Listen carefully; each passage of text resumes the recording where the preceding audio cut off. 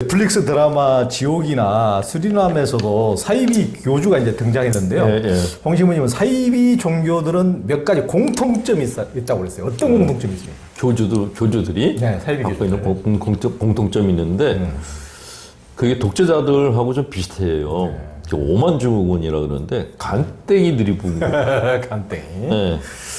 이게 자아팽창 현상이라고 하거든요. 사이비 교주들이 처음 시작할 때는 하느님의 종으로 시작해요. 또 우리도 뭐 주님의 종이라고 그러죠. 교황님은 세르부스 세르비, 종의 종이다라고 얘기를 해요. 그러니까 이런 길을 가는 사람들이 처음으로 시작하는 거는 종으로부터 시작합니다. 그리고 종으로 시작해서 종으로 끝나요. 그러니까 돛 닦는 사람들은 시작도 종이고 끝날 때도 종이에요. 신의 종이자 사람들의 종으로 살겠다라는 것이 이제 길을 가는 사람들의 특징인데 사이비 교주들은 처음에는 신의 종으로 자기 얘기를 했다가 좀 지나면은 신의 대리인으로 이름을 바꿔요. 좀 지나면은 내가 신이다 그래요. 그러니까 그게 통일교 문선명 같은 경우에 그랬거든요. 처음에는 신의 대리인이었다가 어느 날 내가 재림예수다 그랬어요. 내가 하늘이라는 거죠. 그러니까 내가 신과 동일하다.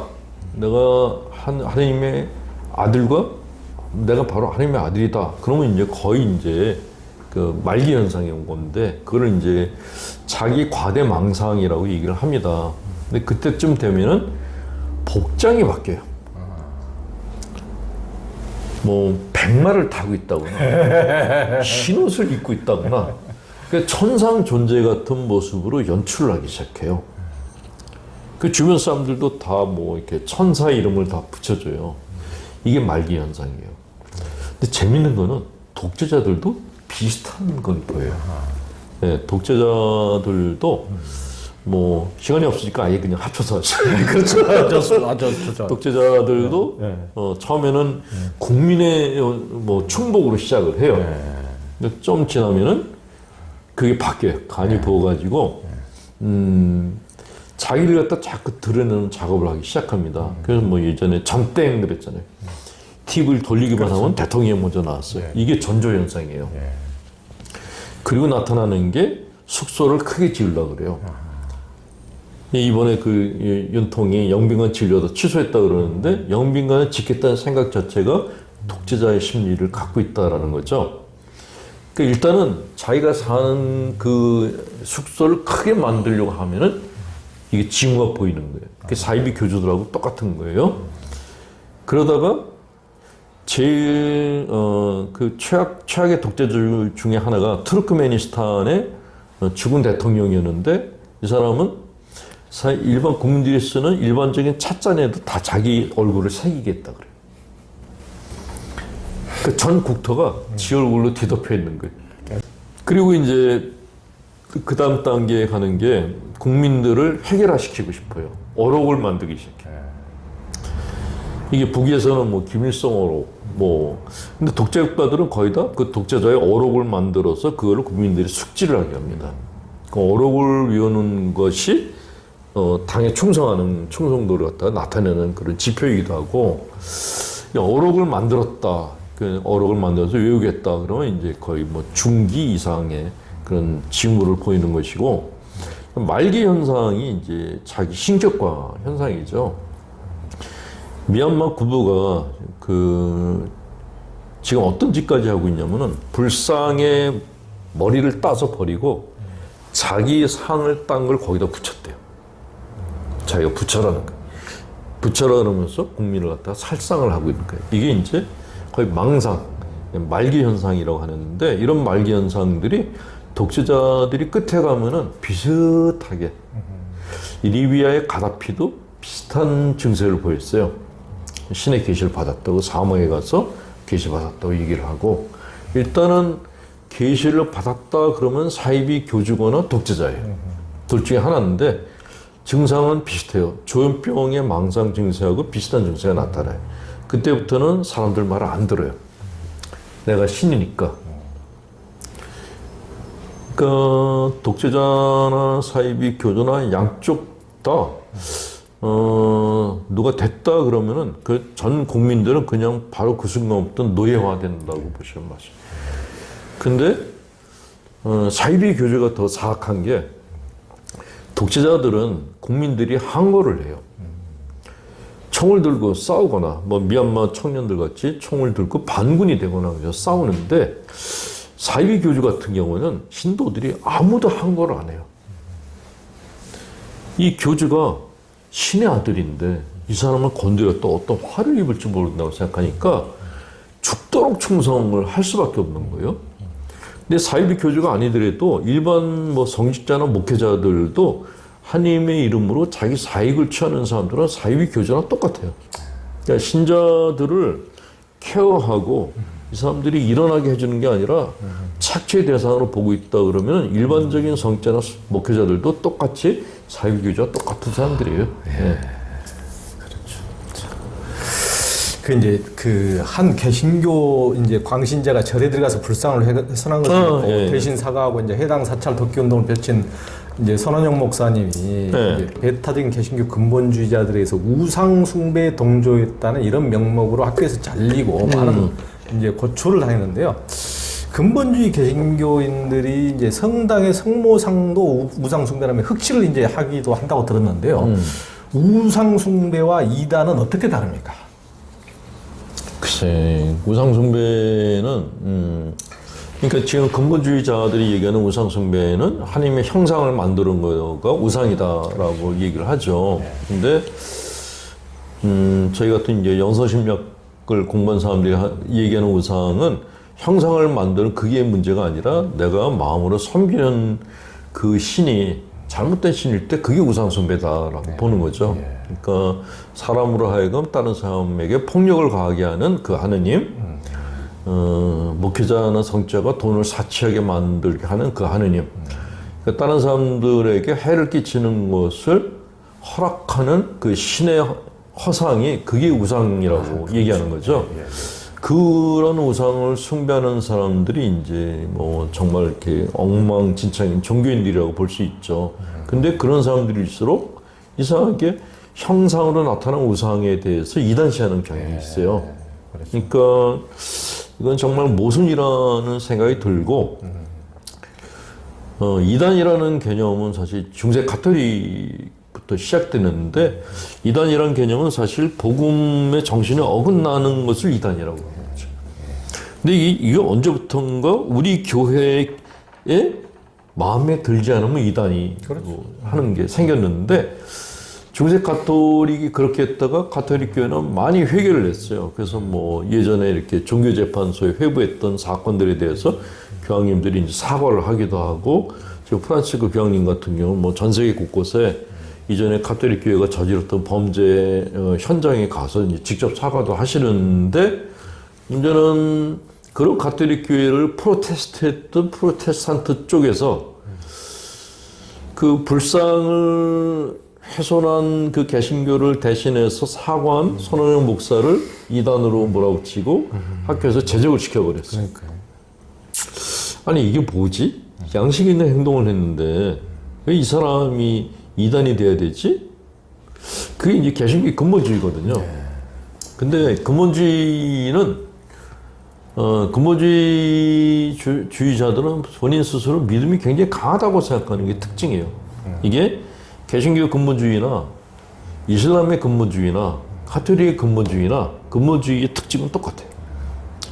나는 하나님께 선택받는 사람이고 내가 갖고 있는 신앙만이 가장 절대적이다 라는 생각을 갖고 있죠. 그러니까 이단, 마녀사냥, 종교재판을 할 수가 있는 거죠.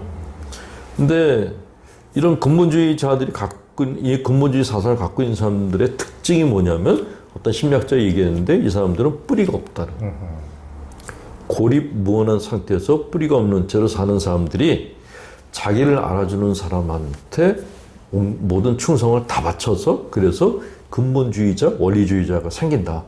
그래서 만들어진 게 탈레반이다 얘기했어요. 그러니까 탈레반은 이슬람에만 있는 게 아니라 개신교, 가톨릭 어느 종교에나 다 있어요. 지나치게 호기론적이거나 타 종교에서 지나치게 적대적인 사람들은 다 탈레반 컴플렉스를 가지고 있다는 거죠. 근본주의자들이 갖고 있는 이 컴플렉스는 깨지지 않으면은 종교의 이름으로 사람을 상해하거나 종교의 이름으로 사람들에게 폭력을 행사할 수 있기 때문에 이거는 그냥 이 종교인들의 뭐 문제지 뭐 이렇게 생각할 일이 아니라 전체 사회가 이 근본주의자들에 대해서 다시 한번 이렇게 깊이 들여다보고 경계해야 될 일이라고 생각됩니다.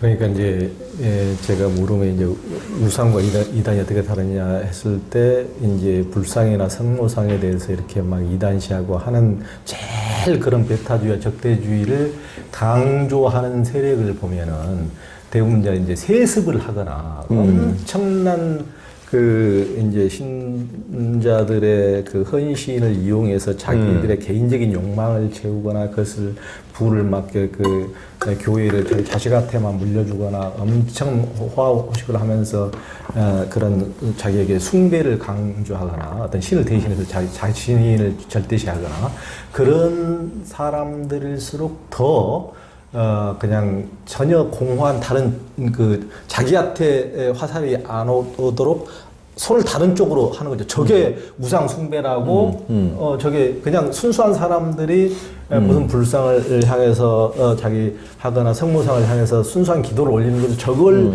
이제 자기한테 오는 손가락을 회피하기 위해서 저걸 이제 딱 저게 그쵸. 우상 숭배고 저게 이단이라고 이제 딱 시야를 그쪽으로 돌리는 거죠. 그렇죠. 그걸 어떻게 보면은 자기의 치부를 가리기 위해서 그 많은 사람들에게 적대감을 심어주고 배탈심을 심어주고 그것에 동조하는 것이 얼마나 무지하다는 것이 무지한 것인지 일상의 사람들이 그게 동조하지 않는 마음 대중들이 깨어나는 게 굉장히 중요한 것 같아요. 그렇죠. 그러니까 뭐 그런 종교 독재를 하는 사람들을 바꿀 수는 없거든요. 문제는 추종하는 사람들이 없으면은 이 사람들이 살아갈 근거가 없어지는데 그러니까요. 추종자들이 문제라는 거죠. 근데 그 추종자들의 대부분이 사유하지 않는, 생각하지 않는 사람들이라는 게 문제라는 거예요. 그러니까 사회에서 좀 루저 같은 사람들이 교회 안에서 그 열등감을 갖다 보상을 받고 충성을 바치는 거죠. 그럼 뭐 히틀러 유겐트하고 비슷한 그런 무리가 되는 거예요. 탈레반 같은 경우도 탈레반이 다 신학생들이거든요.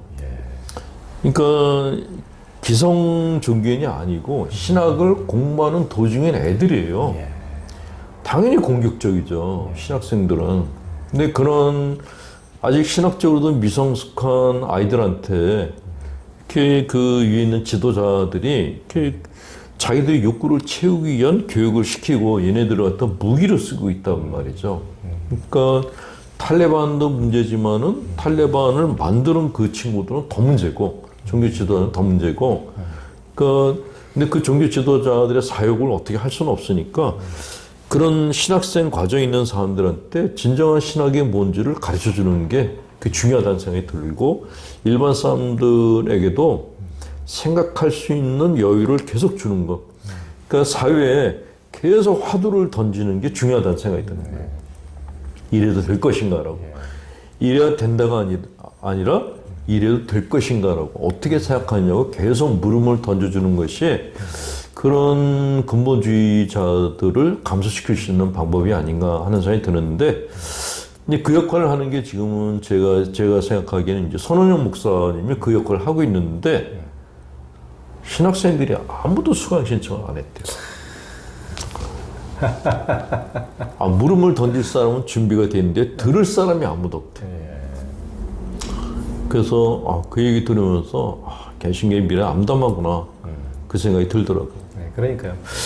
저도 이제 참 그 얘기를 들으면서 이제 이미 나이 드신 분들은 쉽게 고쳐지지가 않으니까 이제 그런다 치지만은 젊은이들은 늘 기성의 권위에 반발하면서 새로운 시대의 바람을 불어넣고 하는 것이 어떻게 보면 젊은이들의 특권이고 그쵸. 유연한 사고, 청춘의 사고 이런 것이 어떤 젊은이들이 가진 최대의 장점인데 그러면서 기독교도 끊임없이 쇄신하고 변화하고 개혁하고 프로테스탄트 하면서 더욱더 발전하고 잘못된 것을 바로잡고 그렇게 이제 걸어오고 나락으로 떨어지지 않게 하는 것인데 그런 서 목사님처럼 그런 것에 대해서 적어도 젊은 신학생들이 수업을 거부한다.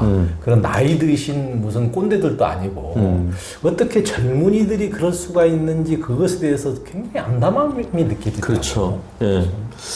이게 신학생 때 그렇다 그러면 목회자가 되면 어떻게 될까요? 그러니까요. 예. 한국 교회의 미래가 안 보이더라고요. 예, 예. 그 친구들이 그러면 당연히 가톨릭은 이단이라고 생각할 거고 당연히 대화는 안 하려고 그럴 거고 탈레반을 욕할 수가 없는 거죠. 그렇죠. 개신교 안에 탈레반이 생겼으니까. 그러니까. 근데 이런 근본주의가 사라지게 하려면은 제 생각에는 이제 종교적으로도 그렇고 사회적으로도 그렇고 지성인들이 많이 늘어나야 된다고 생각해요. 지식인들. 참 묘한 게 독재국가에서 독재자가 정권 잡으면 제일 먼저 하는 게 지식인들부터 쳐요. 그렇죠. 그러니까 제가 가본 나라 중에서 뭐 캄보디아 같은 경우에 폴포트, 네, 뭐 다. 크메르 로즈가 지식인들을 다 손바닥 보고서 여기에 뭐 이렇게 좀 일하는 흔적이 안 보이면 다 처형시켜 버렸어요. 중국에서는 문화혁명이 일어나면서 지식인들을 다 쳐버렸어요. 그러니까 지식인들이 없어야지 시끄럽지가 않거든요. 그게 독재자들의 특징이에요. 조용한 감옥 같은 나라를 만드는 게 독재자들의 목표거든요. 종교도 마찬가지고. 종교도 물음을 던지지 못하게 하는 종교는 독재국가하고 다를 바가 없어요. 그러니까 신학적인 질문을 계속 던지고 그래야지 종교가 살아나는 거죠. 그래서 가톨릭 교회 같은 경우에도 제일 가톨릭 교회가 그 내부적으로 활성화됐던 때가 언제냐면 스콜라 철학이 제일 왕성했을 때였다 그래요. 온갖 질문이 다 나왔고 그 많은 질문들을 교회가 수용했을 때 가장 왕성했었고 그때 중세 대학이 제일 많이 생겼어요. 근데 이거를 교리를 단일화시키면서부터 교세가 줄어들기 시작하고 교회의 질이 떨어지기 시작했어요. 근데 이런 현상이 모든 종교, 모든 국가들이 비슷하더라고요. 그러니까 각 조직 안에서 시끄러운 지성인들이 살아있어야지 국가가 산다라는 것이 이게 절대적인 거구나 하는 생각이 들어요.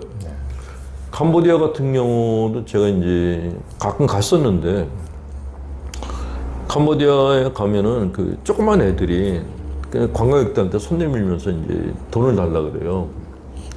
그 애들을 공부시켜야지 이런 거 부모님 뭐 하냐 공부시켜야지 그러면은 부모들이 그런데요. 공부하면 죽는다고.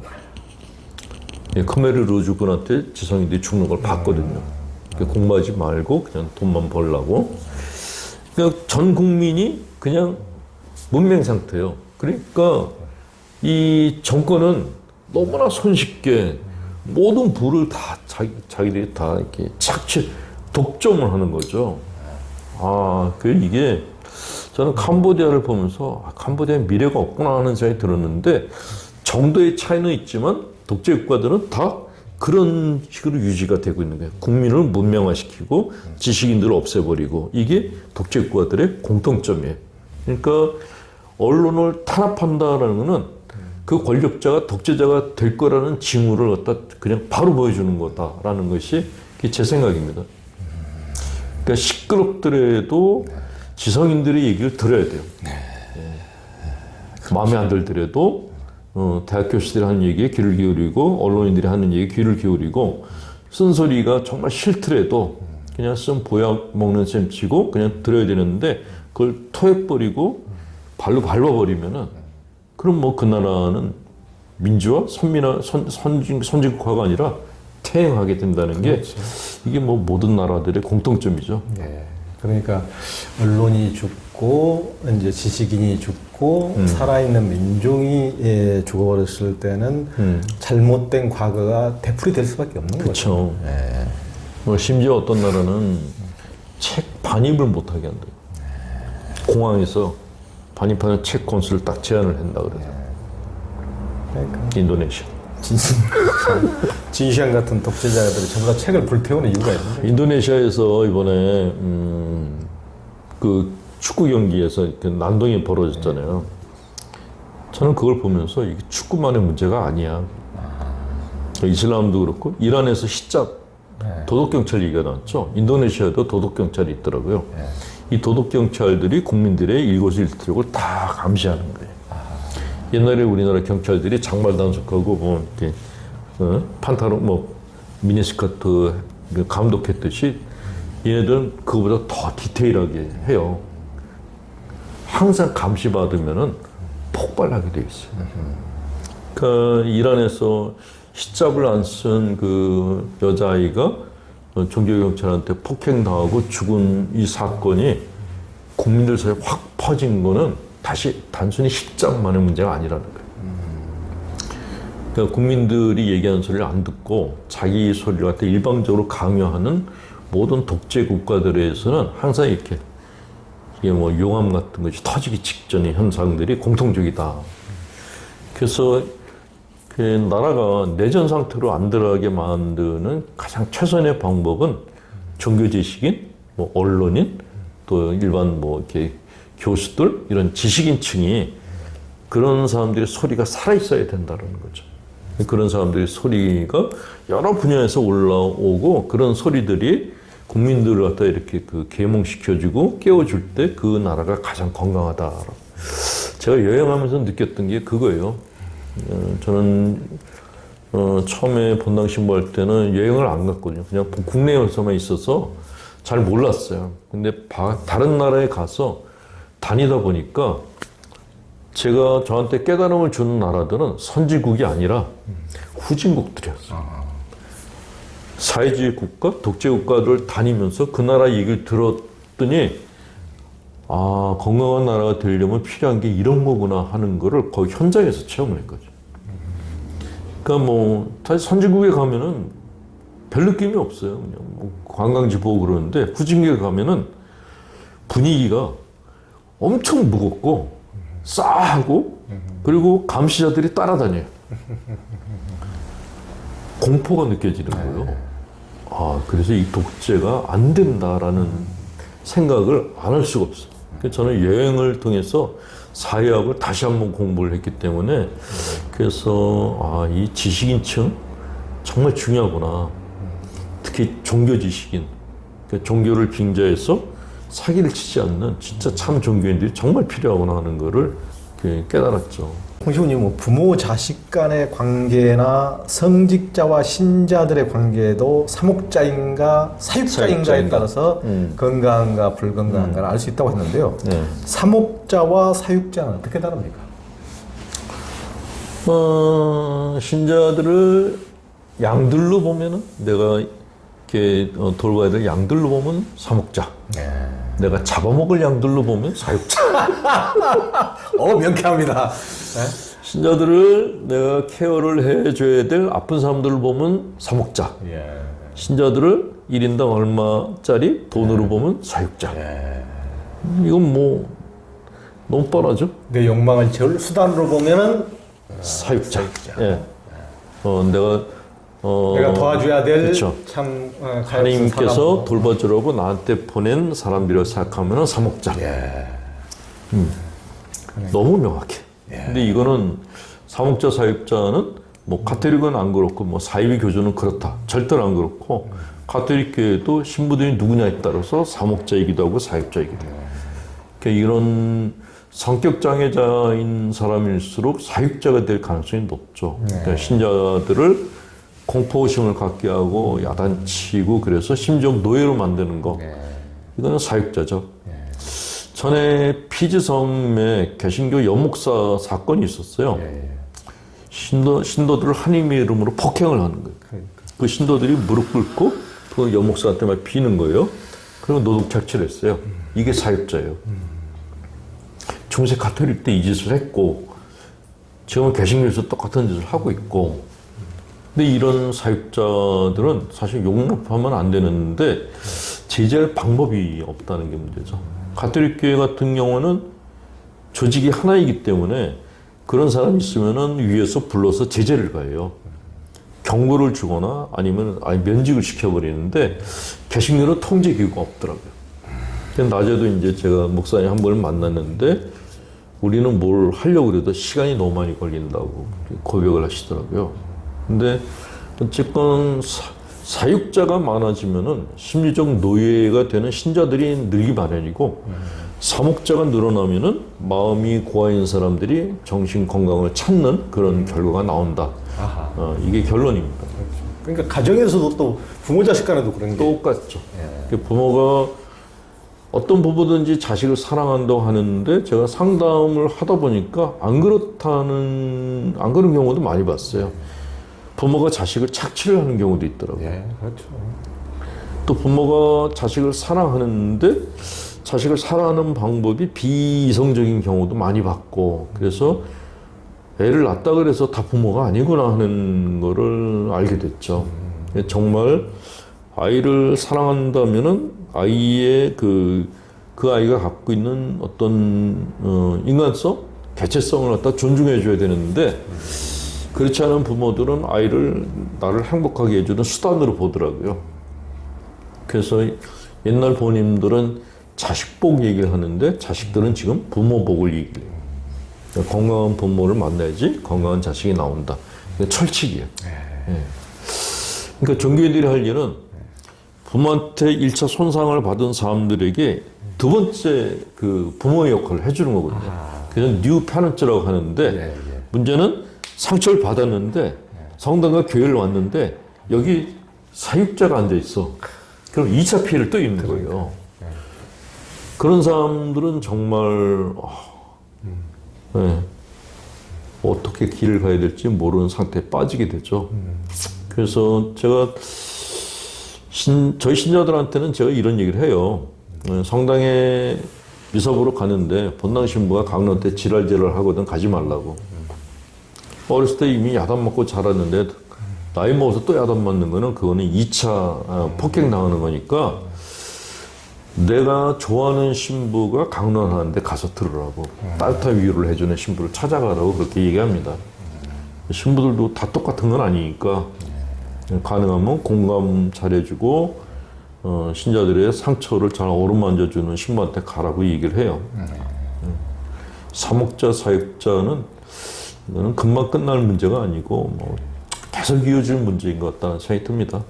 그리고 이제 그게 제일 안타까운 대목은 이제 가정에서 만약에 이제 사목이 정상적인 양육이 된 게 아니고, 그러니까 노예처럼 이렇게 착취하고 북마트도 이제 길러졌다. 굉장히 이제 사육을 당한 사람이 이제 무의식에 그런 것이 뭐가 굳어져 가지고 또 종교도 꼭 그런 곳을 찾아가고, 나중에 뭐 사람을 만나도 배우자를 만나거나 해도 또 비슷한 류를 만나고 그렇게 되는 것이 제일 안타까운 거죠. 그러니까 그걸 깨어나기 위한 것이 어떻게 보면 이제 지금 홍 목사님이 입이 닳도록 하시는 들 말씀이고, 우리 조연TV 심정에서도 지금 당장 그렇게 깨어나도록 하는 게 이제 우리의 목표인데, 그 깨어나지 않으면 늘 자기 무의식이 그리고 과오를 했으면 다시는 그런 반복을 안 해야 되는데 다시 계속 그렇게 가버리는 게 참 제일 안타까운 거죠.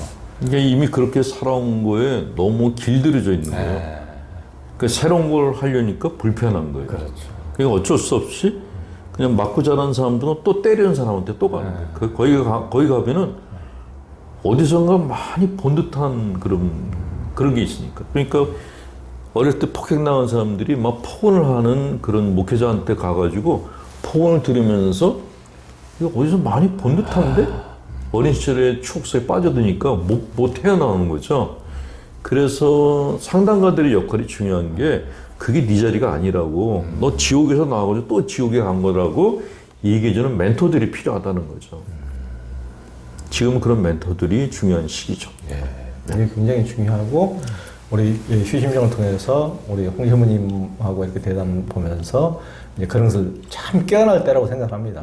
깨어나고 또 깨어나기 위해서 다음에 또 홍 신부님과 대담을 또 준비하겠습니다. 장장 3시간. 지난번에 6시간. 오늘은 반토막. 아이고, 살려주셔서 감사합니다. 고맙습니다, 신부님. 예.